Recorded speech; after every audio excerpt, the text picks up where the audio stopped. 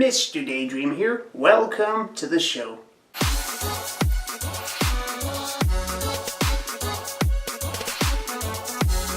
You ever get that feeling when you've completed a project, but over time you discover something new related to that project that you wish you knew about sooner, so the project itself doesn't feel unfinished in your eyes? Yeah, I get that with my rant videos sometimes. It can get quite annoying. So instead of letting regrets pile up in my life, I've decided to make what I like to call expansion rants. This is where I bring up some of my old rants and add more to them. I guess you can say it's kind of like a sequel to multiple things at once. Bit confusing when you think about it, but anyways, let's begin. What the heck is this? In my previous episode, I talked about how anything can be considered art, even if it's absolutely nothing, which is really stupid. So after I made that video, I recently came across something interesting. Take a listen to this.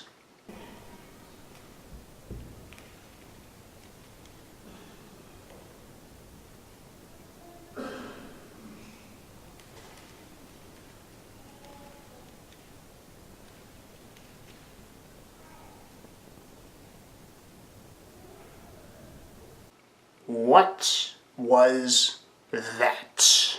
Now I know what you're thinking. When does the music start?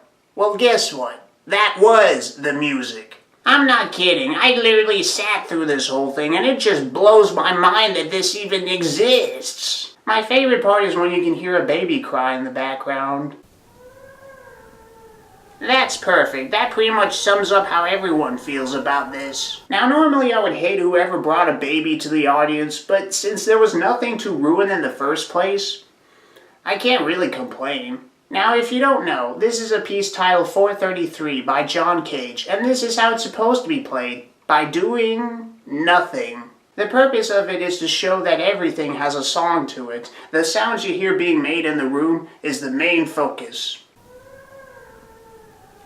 In fact, his quote is, "Everything we do is music." Now I can kind of see what he means, but I wouldn't label background sounds as music. And also, did the track have to be over 5 minutes long? Even 7? That's way too much. For nothing. If you're the kind of person that sees the true beauty behind it, whatever it is, even you have to admit that the music itself just sucks. This is the type of music you'd only want to listen to once and never again. The only reason why anyone would have this on their mixtape is if they lost a bet. Like seriously, I can understand this happening once in order to prove a point. So why do there exist multiple covers of this track? Like seriously, there are way too many of them. They're basically trying to prove the point of something whose point has already been made. It's pointless. Heck, even the rising sunset is better than this. For those who don't know, back in my Nightcore video, I made a song that sounds like this.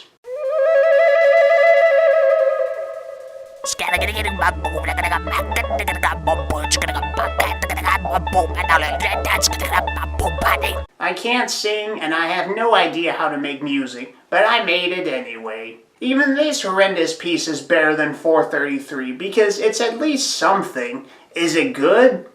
No, but it's better than making nothing. Now don't get the wrong idea. I'm not trying to degrade John Cage for making this particular piece. I'm just ragging on people who feel the need to compose this piece once more in front of a large audience. Like, the point was already made back then. Focus more on making something new. Instead of nothing. Wow, has it already been over a year? Man, time goes by fast. Remember when fidget spinners were all the craze? They were literally everywhere, and I mean everywhere. There was no escape. Fortunately, it was nothing more than a short-lived fad. But we've all been part of a fad at some point in our lives. Like, remember when you were a kid and the hottest new trend arrived in town and you had to partake in it, otherwise you would just be left in the dust? Whatever hot new trend got the most buzz meant getting a shot in popularity on the playground. And that's what you wanted. You wanted to be hip and cool with the other kids. Hey everyone! New fad!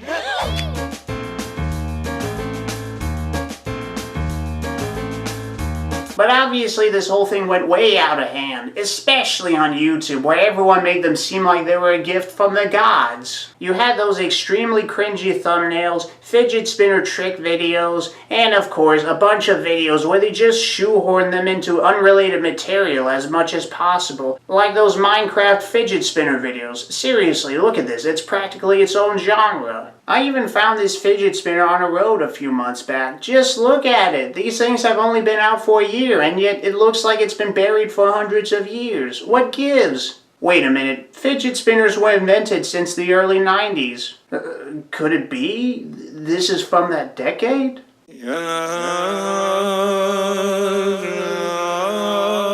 Speaking of the 90s, I remember a few years ago when the soda surge made a comeback. It was apparently a popular drink back in the 90s. Only problem, it was never released in Denmark, so I never got to try it in my childhood. But luckily I was able to get the drink from a convenience store a while back, and it actually made me feel very emotional because I was able to get a taste of the 90s that I was missing out on. I felt like I completed a part of my childhood, so yeah, quite amazing. It reminds me of the Soda Vault, which, interestingly, a lot of people have said are basically the same thing, except for slight changes in ingredients and caffeine. But there was another product from the 90s that I've never heard of until last year. It was from a show called Rick and Morty. That's right, the Szechuan sauce. They created a new sauce for the McNuggets called Szechuan sauce, and it's delicious. At first I thought it was nothing more than a made-up product that only served as a running joke, but as I looked more into it, I was stunned. It was a real thing. Crispy chicken McNuggets and a new Szechuan sauce for a taste of the East. I've never heard of the sauce before in my childhood. I don't know if it was released in Europe or not, but even if it did, I probably would never have known about it, since it was released with chicken McNuggets and I'm a vegetarian, so Besides, my family and I rarely go to McDonald's anyway, mostly because a lot of their food are unhealthy. But luckily I was able to buy the sauce from eBay. I got a 10-pack for roughly $12, which is not that bad. I mean, it's not a reasonable price, but knowing how expensive scalpers can be with limited items, this is a bargain compared to whatever they sell. So yeah, I'm gonna finally try it out. Hello everyone, I'm here in my kitchen and I'm ready to taste the sauce. So obviously, since I'm a vegetarian, I can't eat chicken nuggets, so I got vegetarian chicken nuggets. I couldn't think of any other foods to eat the sauce with, so I just thought of doing this. I mean, since the sauce was meant to be enjoyed with chicken nuggets, I just thought, why not? So here I am ready to try out the sauce. I'm actually quite excited because this is something I never got to try before, and now I'm finally going to be able to. Well then, let's begin. It's in the sauce. I'm gonna try it out now.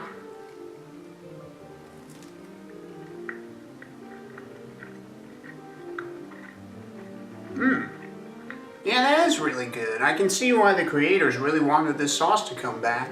Now, it's kind of hard to describe what the sauce tastes like. I mean, I can taste a bit of soy sauce and some other things, but it makes this really interesting tangy taste to it, and yeah, it's quite good. Now, I hope y'all don't mind, but I like to eat the rest of these nuggets with this sauce, so yeah. Back to the video. So yeah, that was my first time trying it out. I feel like I've completed a missing part of my childhood. I don't know if there are any other products from the 90s I've missed out on. Honestly, if I could bring any product back, it would have to be Mountain Dew Supernova. I love that drink. I can't be the only one who would love for it to return, right? Right? Anyone? God?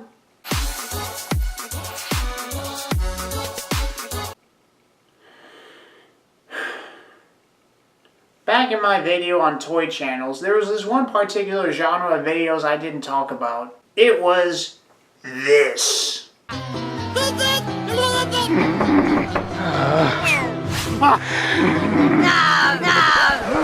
Come on, let's go. What? No.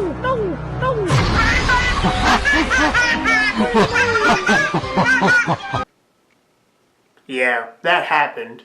You have a bunch of adults dressed up as fictional characters doing a bunch of ridiculous skits and gags with cheesy sound effects and whimsical music. Geez, they make me look normal. The thing I don't get is how people always seem to classify these channels as toy channels.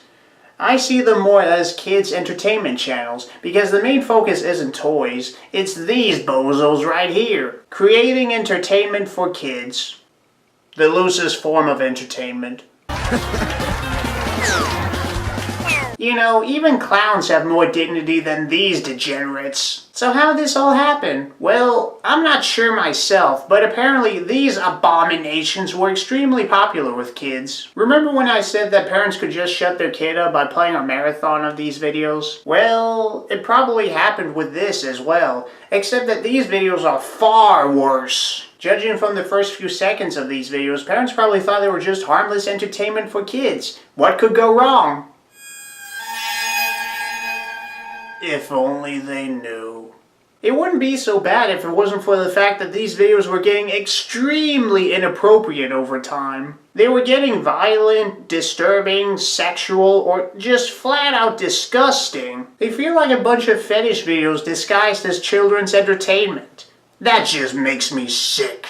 I'm just amazed that they were able to convince all their friends to partake in this shameless nonsense. If a friend of mine asked me to be a part of videos such as this would be my reaction. Hey, Mr. Daydream, we're going to make a ton of fetish videos dressed as copyrighted characters and make a complete mockery out of our existence. Wanna join?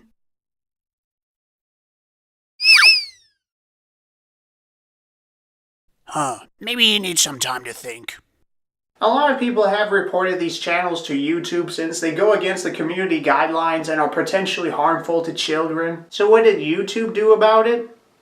Absolutely nothing. Sure, these videos are beyond vile and are degrading to mankind, but they're making us a lot of money, so we don't mind having them represent our website at all. Thankfully, near the end of 2017, YouTube finally took action by removing these videos and demonetized channels that were associated with them. This was due to advertisers being shocked when they realized what type of videos their ads were being used on. So as a result, they pulled their ads off of the website. So after YouTube purified itself from this garbage, Google then said, "Over the past week, we removed ads from nearly 2 million videos and over 50,000 channels masquerading as family-friendly content. Content that endangers children is abhorrent and unacceptable to us."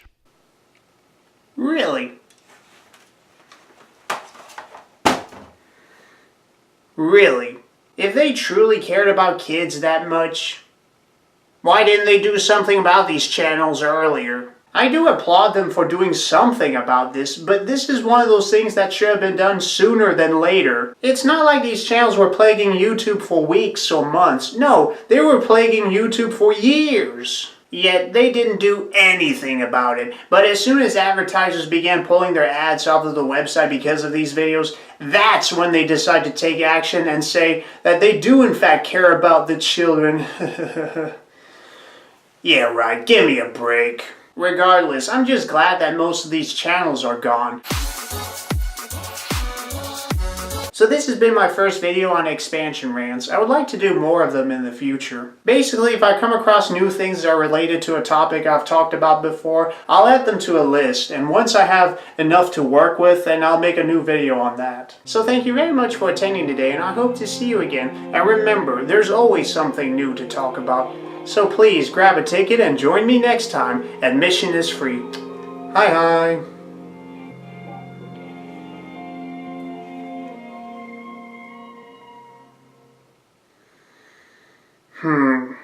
I still wonder if this fidget spinner is from the 90s. Yeah.